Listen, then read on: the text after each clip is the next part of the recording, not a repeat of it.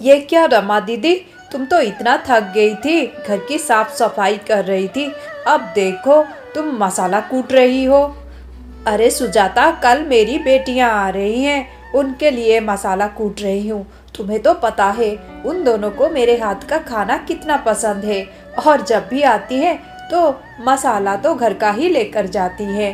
बोलती है कि माँ, बाजार का मसाला तो हम नहीं खाएंगे, तुम्हारे हाथों का मसाला ही चाहिए। इसलिए चलो अच्छा है बहन, मेरी बेटियां तो बाजार का खाना ही खाना पसंद करती हैं, समझा समझा कर थक गई हूँ। हाँ, क्या बोलते हैं तो चाउमीन चाट वही सब। पर जो भी हो, कल तुम्हारी बेटियां आ रही हैं, बड़ी खुशी की बात है, इतनों दिनों बाद आ रही हैं। हाँ बहन, अच्छा हुआ अच्छे घर में तुमने उनकी शादी करवा दी। हाँ बहन, वो तो भगवान की कृपा है, दोनों बेटियां अपने ससुराल में बहुत खुश हैं। हाँ बहन, पर तुम्हारी बड़ी बेटी तो चलो बहुत ही बड़े अमीर घर में उसकी शादी हुई है, पर छोटी बेटी, उसका ससुराल, मैंने सुना है, बुरा मत मानना, मैंने सुना है थोड़ा गरीब है उसका ससुराल। अरे बहन, उसने खुद ही पसंद करके शादी कर ली। अब दोनों एक दूसरे को पसंद कर रहे थे तो मैं मना कैसे करती। वैसे मेरा छोटा दामाद बहुत अच्छा है, बहुत अच्छे से रखता है अपनी पत्नी को, और उसके ससुराल में उसके सास ससुर ननद देवर सब अच्छे हैं। हाँ बहन, अच्छी बात है, अच्छी बात है, पैसों का क्या है, आता है जाता है। हाँ, बिटिया हमारी खुश रहे अपने ससुराल में, इससे ज़्यादा क्या चाहिए भला। रमा बहुत ही खुश है क्योंकि कल उसकी दो बेटियां आ रही हैं अपने ससुराल से अपनी माँ से मिलने। अरे, मेरी बेटियों को तो कंदमूल की सब्जी बहुत पसंद है, चलो मैं आंगन में जाती हूँ और कंदमूल लेकर आ जाती हूँ, बना दूंगी कल, मेरी बेटियाँ बहुत खुश हो जाएंगी। फिर रमा अपने आंगन में जाती है, उसका छोटा सा बगीचा है, उसमें बहुत सारे सब्जियाँ लगे हैं। रमा कंदमूल खोलने लगती है। अचानक से रमा को जमीन के अंदर से एक सोने का हार मिलता है। अरे, ये क्या, सोने का हार, सोने का हार, मुझे तो ये सोने का हार ही लग रहा है, क्या करूं? सोनार से जाकर परख लेती हूँ, तभी पता चलेगा। पर नाना, इसी गांव में सोनार से परखूंगी तो पता नहीं क्या बात सोचेंगे, और आजकल ज़माना ठीक भी नहीं है। एक काम करती हूँ, मैं दूर जाती हूँ, दूर किसी सोनार से ये परख कर ले आऊँगी। हाँ, अभी चलती हूँ। फिर रमा उस हार को लेकर जाती है दूर एक सोनार के पास, और जब वो हार की परख करती है तो वो असली सोने का हार होता है, जिसमें बहुत मूल्यवान रत्न लगे हैं। और रमा उसकी कीमत सुनकर चकित रह जाती है और वो सीधे अपने घर चली आती है। क्या, इस हार की कीमत 17 लाख रुपए है? 17 लाख रुपए, ये 17 लाख रुपए का हार है। हाँ, सोने का हार, और इस पर बहुत सारे रत्न जड़े हैं। हे भगवान, इस उम्र में ये हार का मैं क्या करूँगी। हाँ, जिंदगी भर तो तरसती रही हार पहनने के लिए, देखो मिला भी तो अब मिला, अब इसका मैं क्या करूँगी। पर 17 लाख रुपए बहुत ज़्यादा होते हैं। हाँ, क्या करूँगी, क्या दोनों बेटियों को दे दूँगी, वो ही रख लेंगे, बेचकर जो भी पैसा होगा आपस में बांट लेंगे, और क्या। और इस तरह रमा बहुत खुश हो जाती है। और जब अगले दिन सुबह होती है तो उसकी दोनों बेटियां रोमा और सोमा अपने घर आ जाती हैं। मायके आकर वो दोनों बहुत खुश हो जाती हैं अपनी माँ को देखकर, और तीनों बहुत ही खुशी खुशी में रहते हैं। 2-3 दिन बीत जाता है, अभी तक रमा ने वो हार वाली बात अपने दोनों बेटियों को नहीं बताया है। रोमा और सोमा बिटिया, अच्छा हुआ तुम दोनों आ गए, बहुत खुशी हो रही है तुम दोनों को देखकर। हाँ हाँ हाँ मौसी जी, हमको भी बहुत खुशी हो रही है आपको देखकर। अरे बिटिया रोमा, तुमने तो इतना सारा गहना पहना है, हाँ देखो तो। बहुत सुंदर लग रही हो बिटिया। हाँ, गांव भर में बातें कर रहे हैं कि देखो रमा बिटिया कितने बड़े खानदान में शादी करके गई है, गहनों से लाद कर आई है अपने मायके। सच में बिटिया, नसीब हो तो तुम्हारे जैसी हो। हाँ, अब क्या बताऊं मौसी जी, ऐसे हार तो मेरे पास और 10 हार होंगे, और अलग अलग डिज़ाइन के और भी हैं। क्या करूं बोलो। वैसे आजकल बाहर इतना गहना पहनकर नहीं घूमना चाहिए, इस वजह से मैंने बस थोड़े से गहने पहनकर आ गई अपने मायके। नहीं तो मेरी सासू माँ तो बिल्कुल नहीं मान रही थी। वो तो बोल रही थी कि हाँ, और भी गहने लेकर जाओ, पर मैं ही मना कर दिया। हाँ हाँ बिटिया, अच्छा किया अच्छा किया। जमाना ठीक नहीं है। हाँ, और पता है माँ, हम नया कार खरीदने वाले हैं। अगली बार जो मैं आऊँगी ना, तो नए कार लेकर आऊँगी। अरे बिटिया, मैं बहुत खुश हूँ सच में। भगवान तुझे हमेशा ऐसे ही तरक्की दे, अच्छे से रहो। दामाद जी हमेशा तरक्की करे, उनका व्यवसाय बहुत अच्छा हो। हाँ हाँ माँ, सब आपकी दुआ है। अच्छा, अब चलो सुजाता मौसी, आप भी हमारे साथ खा लो, मुझे तो बहुत भूख हो रही है।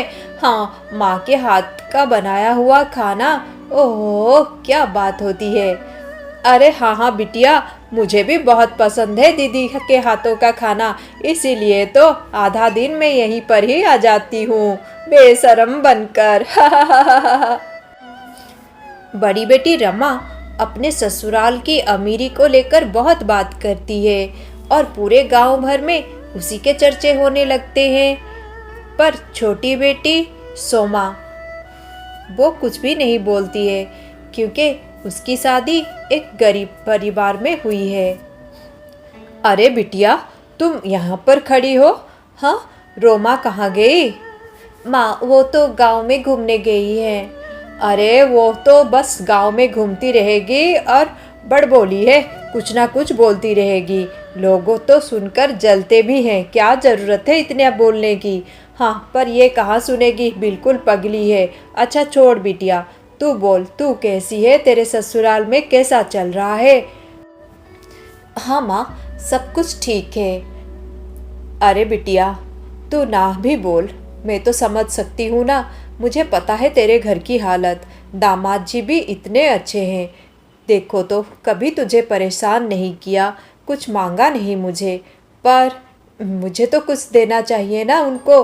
हाँ, मैं माँ नहीं हूँ क्या? अरे माँ, अचानक से ये बात तुम क्यों बोल रही हो? देखो माँ, मैं ठीक हूँ, तुम परेशान ना हो। भगवान की कृपा है हम पर। तुम्हें तो पता है मेरे पति किसान हैं, और थोड़ा बहुत ज़मीन है हमारे पास, बस अच्छे से हम रह रहे हैं। अरे बिटिया, मुझे पता है, पर मैं माँ हूँ, और मैं भी चाहती हूँ कि मेरी बेटी अच्छे से रहे अपने ससुराल में। हाँ, मैं क्या प्यार से कुछ तोहफा नहीं दे सकती अपनी बेटी को?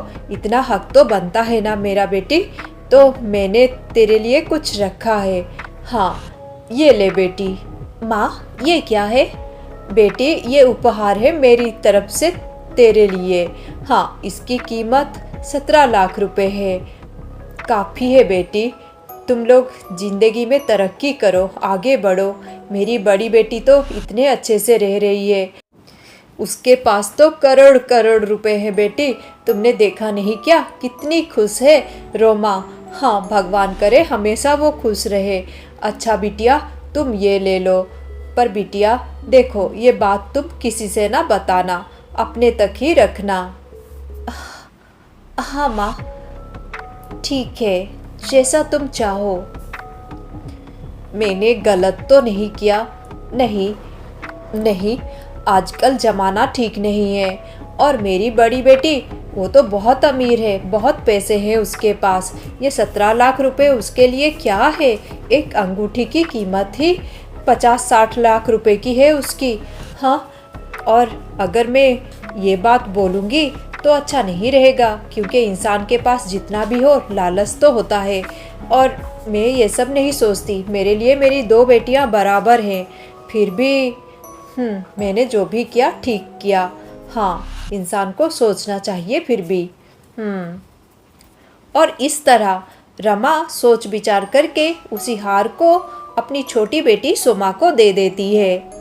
और फिर अगले दिन सुबह, अरे बिटिया देखो तो मैं बहुत खुश हूँ, तुम दोनों अपने ससुराल में बहुत अच्छे से हो, बहुत खुश हो। रोमा और सोमा, तुम दोनों को तो पता है मेरे पास ये छोटा सा कुटिया है और थोड़े से ज़मीन है, जिसको मैं बेच दूँ तो 10 लाख से ज़्यादा नहीं होगा।